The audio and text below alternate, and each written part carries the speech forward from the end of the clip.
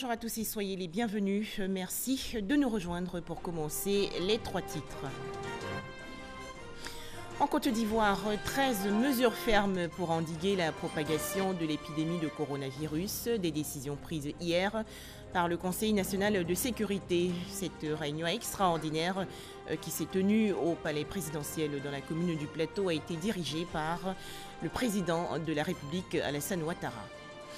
Toujours en Côte d'Ivoire, la paix et la cohésion sociale au centre des échanges entre le médiateur de la République, Adama Toungara, et le 22e roi Eivé de Bonois, Sa Majesté Venance Mié Sankaku. Le point dans quelques instants. Enfin au Togo, Agbeyome Kodjo, désormais dépourvu de son immunité parlementaire, c'est une décision prise hier par l'Assemblée nationale togolaise. En Côte d'Ivoire, 6 cas confirmés de coronavirus. Et pour enrayer la propagation de cette maladie, une réunion extraordinaire du Conseil national de sécurité s'est tenue hier au palais présidentiel dans la commune du Plateau. Cette rencontre a été dirigée par le président de la République, Alassane Ouattara. À noter que 13 mesures fermes ont été adoptées. Tous les établissements d'enseignement préscolaire, primaire, secondaire et supérieur fermés pour 30 jours. Le contrôle sanitaire renforcé aux frontières aériennes, maritimes et terrestres. Ce sont là quelques décisions prises hier par le Conseil national de sécurité. Écoutons le secrétaire général de la présidence de la République, Patrick Hachi. Communiqué du Conseil national de sécurité. Le président de la République, son Excellence, M. Alassane Ouattara, a présidé ce lundi 16 mars 2020 une réunion extraordinaire du Conseil national de sécurité à laquelle a pris part le comité des experts du ministère de la Santé et de l'Hygiène publique. L'ordre du jour a porté sur un seul point, à savoir la situation de la pandémie de la maladie à coronavirus Covid-19 en Côte d'Ivoire. Suite à l'exposé du ministre de la Santé et de l'Hygiène publique sur l'évolution de la maladie à coronavirus, il ressort qu'à la date du 16 mars 2020, 6 cas confirmés ont été enregistrés à Abidjan. Tous ces cas, importés de France et d'Italie, dont 2 cas secondaires à Abidjan, ont été pris en charge par les services sanitaires. Il convient de noter que le premier cas est guéri et que l'état de santé des autres ne suscite pas d'inquiétude. Le ministre a également fait le point de situation de l'évolution de la maladie dans le monde et particulièrement en Afrique. Après analyse de la situation, le Conseil national de sécurité a été informé des dispositions prises à ce jour par le gouvernement pour faire face à cette pandémie et a décidé des mesures complémentaires suivantes. 1. Suspension pour une période de 15 jours renouvelable à compter du 16 mars 2020 à minuit de l'entrée en Côte d'Ivoire des voyageurs non ivoiriens en provenance des pays ayant plus de 100 cas confirmés de maladie à coronavirus Covid-19. Les ressortissants ivoiriens et les résidents permanents non ivoiriens seront soumis à une mise en quarantaine obligatoire pour 14 jours dès leur entrée sur le territoire ivoirien dans les centres réquisitionnés par l'État. 2. Renforcement du contrôle sanitaire aux frontières aériennes, maritimes et terrestres. 3. Mise en quarantaine des cas suspects et des contacts des malades dans les centres réquisitionnés par l'État. 4. Fermeture de tous les établissements d'enseignement préscolaire, primaire, secondaire et supérieur pour une période de 30 jours à compter du 16 mars 2020 à minuit. 5. Respect d'une distance d'au moins 1 mètre entre les personnes dans les grandes surfaces, les maquis, les restaurants, les entreprises, la zone aéroportuaire et les lieux publics. 6. Respect des mesures d'hygiène corporelle, comportementale, hydrique et alimentaire, lavage des mains au savon, application des solutions hydroalcooliques, interdiction des salutations manuelles, accolades et embrassades, interdiction stricte de la consommation de la viande de brousse. 7. Fermeture des boîtes de nuit, des cinémas et des lieux de spectacle pour une période de 15 jours renouvelable à compter du 18 mars 2020 à minuit. 8. Interdiction des rassemblements de population de plus de 50 personnes pour une période de 15 jours renouvelable à compter du 18 mars 2020 à minuit. 9. Suspension de tous les événements sportifs et culturels nationaux et internationaux pour une période de 15 jours renouvelable à compter du 18 mars 2020 à minuit. 10.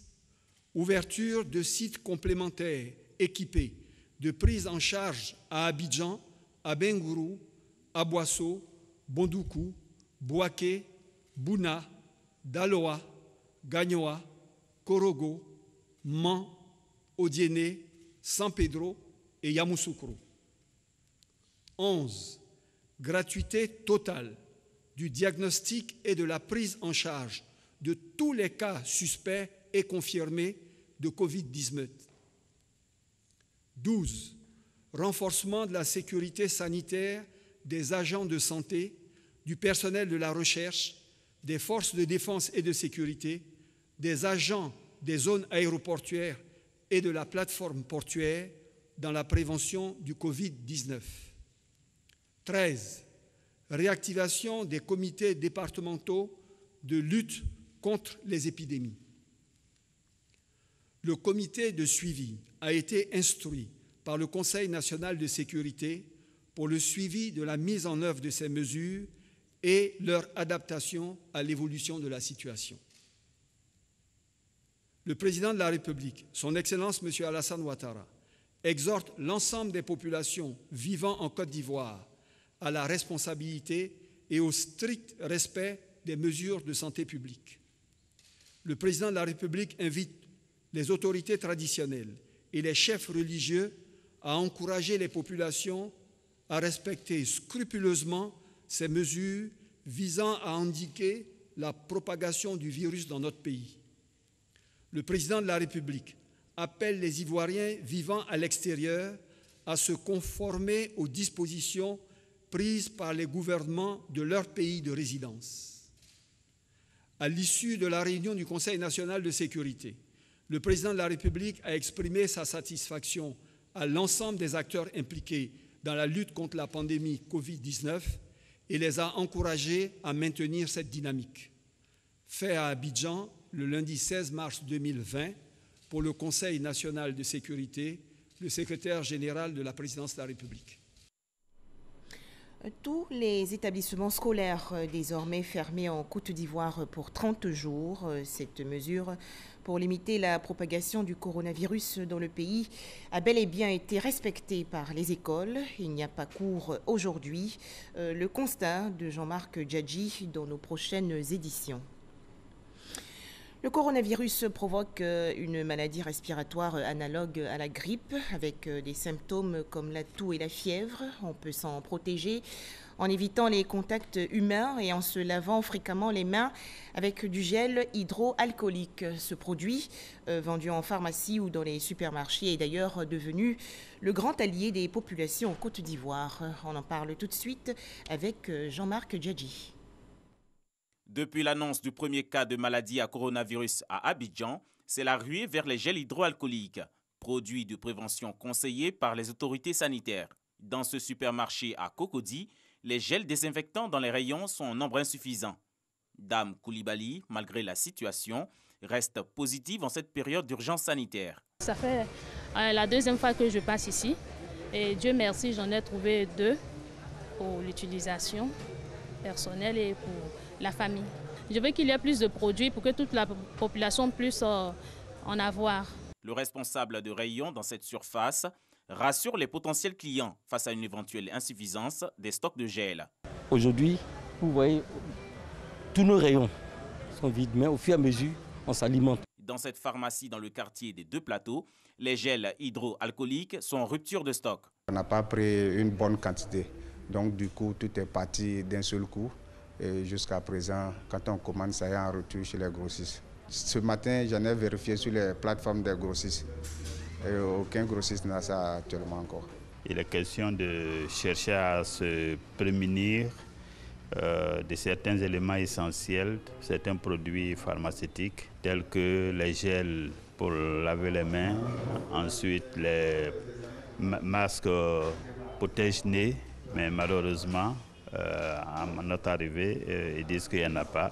C'est le lieu d'informer, d'approvisionner véritablement les différentes pharmacies et structures sanitaires. Asita, vendeuse dans cette officine privée à Angré, ne cache pas sa satisfaction. Il y a bel et bien des gels désinfectants disponibles pour les patients. Concernant la maladie, la demande est vraiment forte actuellement. Elodie, quant à elle, venue s'approvisionner dans cette pharmacie, souhaite un encadrement des prix. Les cache-nez qui étaient à 100 francs ou 200 ont augmenté. Donc même les gels aussi ont augmenté. On ne trouve plus. Peut-être sûrement en pharmacie ou soit dans les petites surfaces. Dans cette période de prévention de la maladie Covid-19, le marché sanitaire obéit à la loi de l'offre et de la demande. Et depuis l'apparition du coronavirus en Côte d'Ivoire, certains ménages se sont mis à faire des réserves de nourriture, allant parfois jusqu'à dévaliser les rayons des supermarchés. D'autres foyers, en revanche, se montrent moins inquiets. Jean-Marc Djadji les a rencontrés.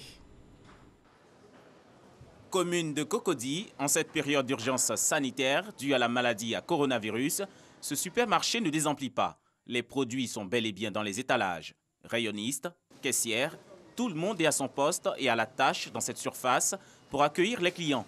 Ascenseurs et escaliers sont enduits de gel hydroalcoolique pour prévenir les risques de contamination au Covid-19. Cap sur Marcory, dans cet hypermarché, les clients affluent, mais la priorité est mise sur les mesures de prévention.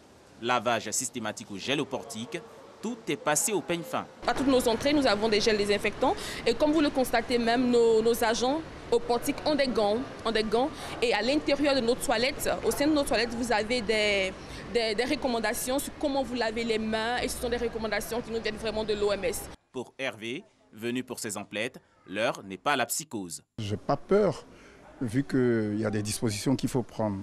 La chose la plus simple, c'est de prendre des dispositions que demande le gouvernement. Voilà, se laver les mains, avoir un masque par exemple. Moi, bien entendu, je suis venu prendre des masques pour mes enfants qui vont à l'école. Dans cet autre supermarché, les clients avec un cache-nez ou pas, prévention oblige, effectuent leur achat sans crainte. Malgré tous les sons qu'on attend concernant la maladie qui circule à présent, et notamment coronavirus, mais avec tout ça, il y a une influence dans les supermarchés.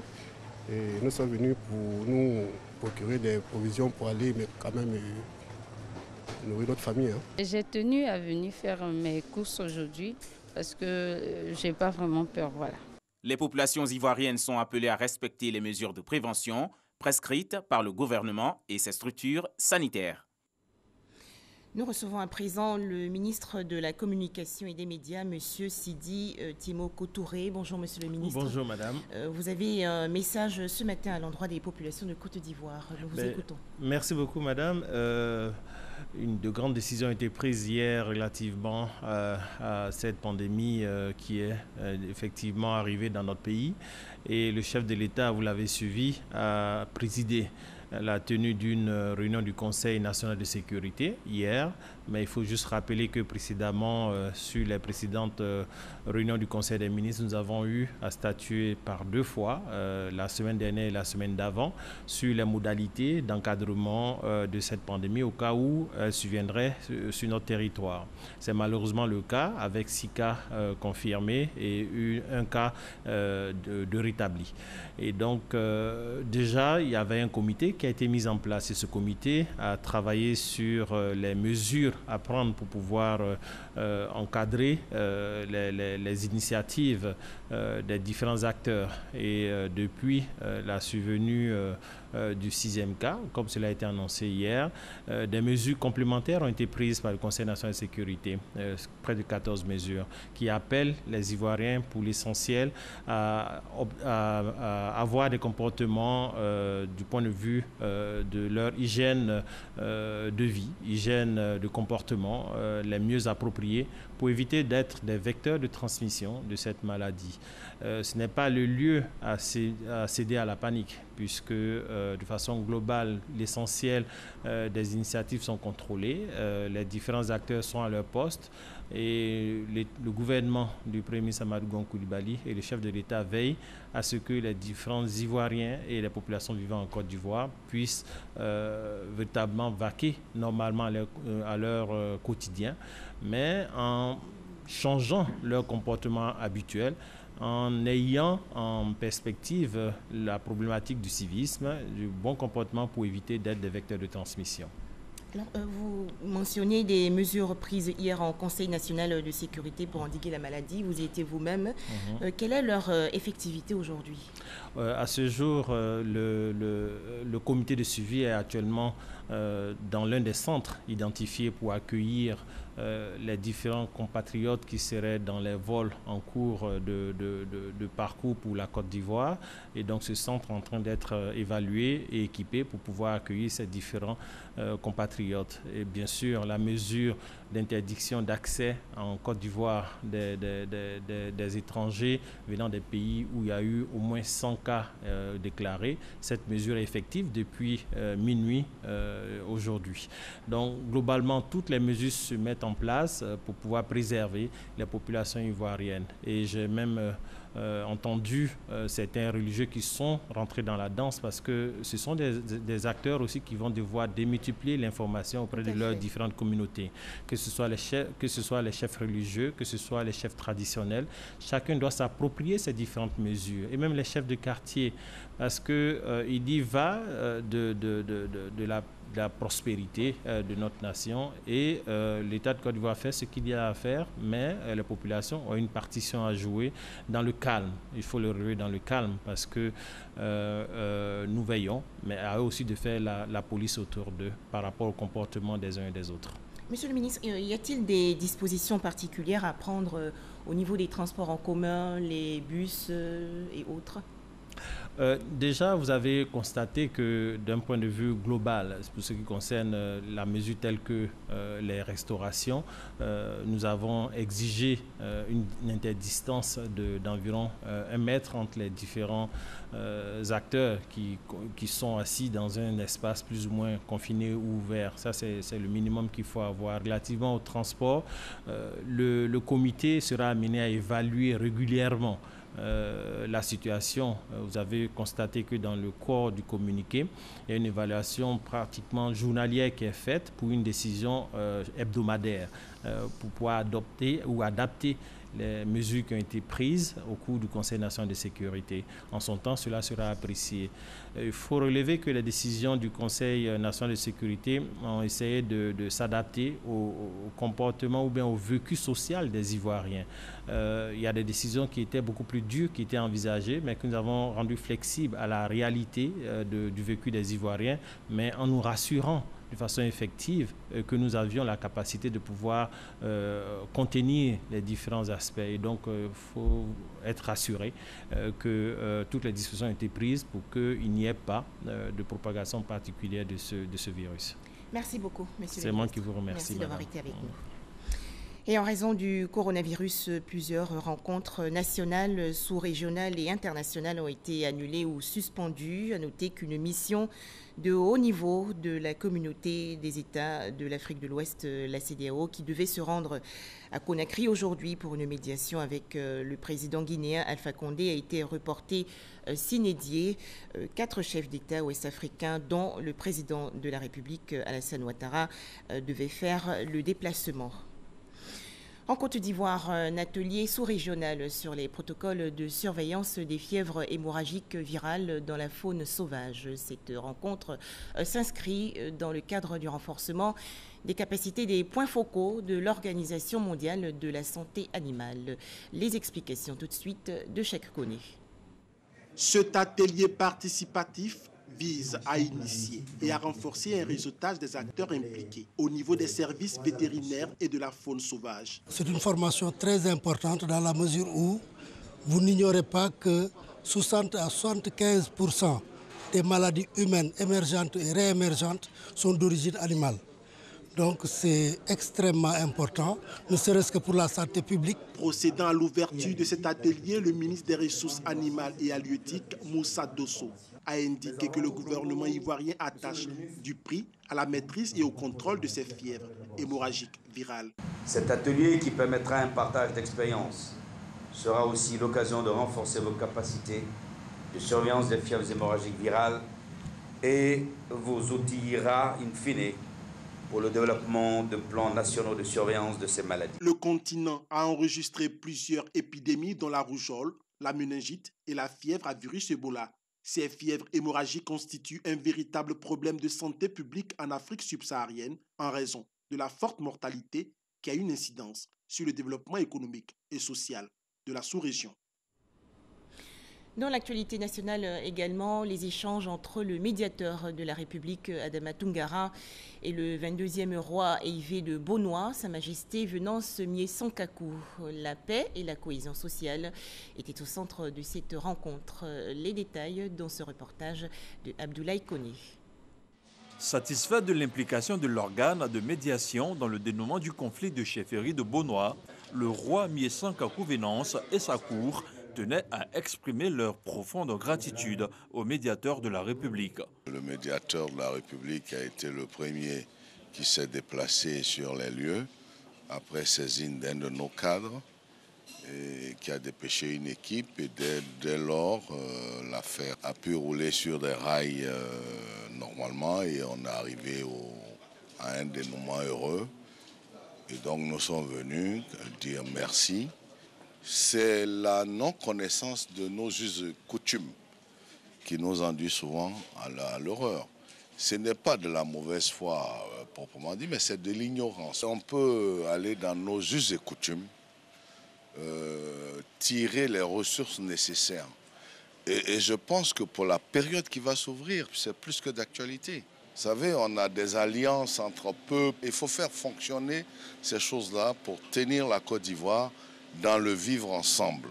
Saisi du dossier, le médiateur de la République avait accordé une attention particulière pour le dénouement de la crise à Bonois, rappelant que l'institution intervient dans la pacification du climat social et le renforcement de la bonne gouvernance administrative. Le bureau exécutif du Conseil national des jeunes de Côte d'Ivoire, installé récemment par le ministre de la Promotion de la jeunesse et de l'emploi des jeunes, Mamadou Touré. Ce bureau comporte 21 membres, avec à leur tête Emmanuel Ediba Nguessan. Les précisions de Amadou Ouattara.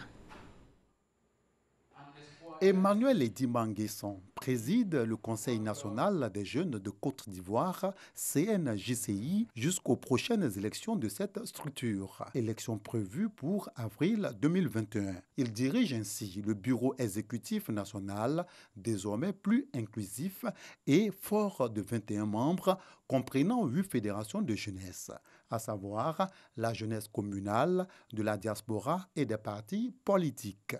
Edima lève un coin de voile sur ses priorités. Nous sommes un peu plus de 77% dans la population active. Nous allons travailler à amener l'ensemble des jeunes de Côte d'Ivoire à s'engager dans la non-violence politique. À tous les niveaux, le Conseil national de la jeunesse élèvera la voix pour faire des propositions de manière à ce que les uns les autres comprennent que tout ce qui est en train de se faire aujourd'hui engage notre avenir. Pour arriver à cette investiture du Bureau exécutif national du CNJCI, le ministre de la Promotion de la jeunesse et de l'emploi des jeunes a entrepris des réformes pour l'amélioration du fonctionnement des fêtières de jeunesse. Cette étape est le résultat d'un consensus avec les différentes fédérations de jeunesse. Mamadou Touré, qui avait à ses côtés la ministre Miss Belmonde Dobo, et le représentant du ministre de l'Administration du territoire et de la décentralisation souhaite plus de cohésion et des actions concrètes de la part du CNJCI. Analysez toutes les réformes qui se font par le gouvernement. Donnez votre avis. Quand vous aurez réussi ça, on pourra dire qu'on a vraiment mis en place un instrument au service de la jeunesse. Le ministre Mamadou Touré a également exhorté la Fédération nationale des unions des jeunesses communales de Côte d'Ivoire, FENUGCI, et le Conseil national des jeunes de Côte d'Ivoire, CNJCI, au travail et à une bonne utilisation de la subvention de 180 millions de francs CFA, un fonds mis à leur disposition par le gouvernement.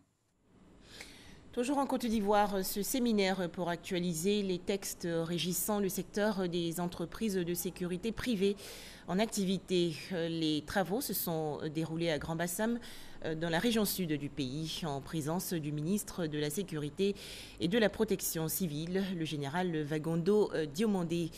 Plusieurs recommandations ont été faites. On en parle avec Abou Sanogo.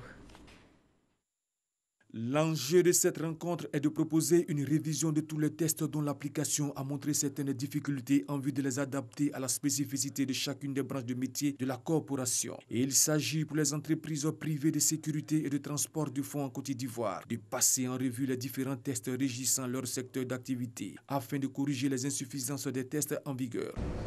La professionnalisation passe pour nous par la prise en compte du bien-être de l'ensemble des acteurs, donc principalement nos agents de sécurité, par une formation que nous attendons de vous. C'est pourquoi, en bonne intelligence avec les centrales syndicales respectives du secteur, une convention collective a déjà été mise en friche et elle continuera très bientôt à être légitimée pour qu'elle soit appliquée pour le bien-être de nos agents. Pour le ministre de la Sécurité et de la Protection civile, Vagondo Diomandé, la collaboration entre les forces régaliennes et les entreprises privées de sécurité et transport de fonds implique des échanges d'informations et une synergie d'action en vue de parvenir à un bon niveau de sécurité des personnes et des biens sur l'ensemble du territoire national. Je vous considère comme un élément clé du dispositif national. Tracer les sillons d'une sécurité privée adaptée à notre temps. Une sécurité privée capable de faire face aux défis qui l'attendent et aux exigences de son époque. Que chacun comprenne que je ne peux accorder de crédit à aucune initiative partisane qui mettra à mal l'esprit de solidarité et de cohésion qui va nous permettre d'aller de l'avant et de corriger les éventuelles lacunes des bases juridiques de notre corporation. À l'issue de 2 jours de travaux, des recommandations ont été faites, notamment l'adoption d'une convention professionnelle spécifique au secteur des entreprises privées de sécurité et de transport de fonds, la mise en place d'une plateforme de collaboration entre les entreprises privées de sécurité et de transport de fonds avec les forces de défense et de sécurité. Notons que sur 1350 entreprises recensées, seulement 124 ont leur agrément. À Boisseau, dans la région sud du pays, le projet d'amélioration et de mise en œuvre de la politique foncière rurale, le PAMOFOR, a été lancé récemment par la Direction générale de l'Agence foncière rurale. Ce programme, qui concerne 6 régions, veut appuyer la politique foncière du pays. Cheikh Koné. S'approprier le projet d'amélioration et de mise en œuvre de la politique foncière rurale de Côte d'Ivoire, PAMOFOR. Tel est le mot d'ordre lancé par l'agence foncière rurale AFOR aux populations du Sud Comoé. Un projet social pour faciliter l'acquisition de certificats fonciers aux propriétaires terriens. Aujourd'hui, on veut aussi que les populations, les chefs aient compris et que ceux qui disent à leurs fils, ne gâtez pas l'affaire là, ne gâtez pas l'affaire là, c'est si bon l'affaire pour vous. La terre nourrit l'homme, La terre fait beaucoup de bien. Mais la terre aussi boit le sang de l'homme. Quand c'est mal géré, il y a la guerre, elle n'est pas là. Aujourd'hui, on n'a qu'à commencer à régler le problème. Mais ensemble. Ce projet Banque mondiale, la délimitation est gratuite. Le SCAF aussi est gratuit. Donc il faut faire vite pour régler. Au cours de la cérémonie, le directeur général de l'AFOR a invité les populations du Sud Comoé à collaborer parfaitement pour l'accélération du processus de sécurisation foncière en cours. En effet, seulement 40 villages sur 89 sont délimités et bornés dans la région, soit un taux de réalisation de 45%. Après votre exposé, il y a des parties qui nous ont vraiment conscientisés et qui nous permettront de nous entendre. Les chefs, où il y a des difficultés, nous allons nous entendre sur tous les points. Cette activité de lancement du PAMOFOR est la 4e du genre après les régions de l'Amé, de la Niébi-Tiassa et du Bafing. Le projet permettra de délivrer 54 000 certificats fonciers dans les 6 régions concernées. Enfin, au Togo, Agbeyome Kodjo, désormais dépourvu de son immunité parlementaire. C'est une décision prise hier par l'Assemblée nationale togolaise. Agbeyome Kodjo, également président du mouvement patriotique pour la démocratie et le développement, est accusé de coup d'État par le pouvoir et de troubles aggravés à l'ordre public pour s'être autoproclamé président. Merci de nous avoir suivis.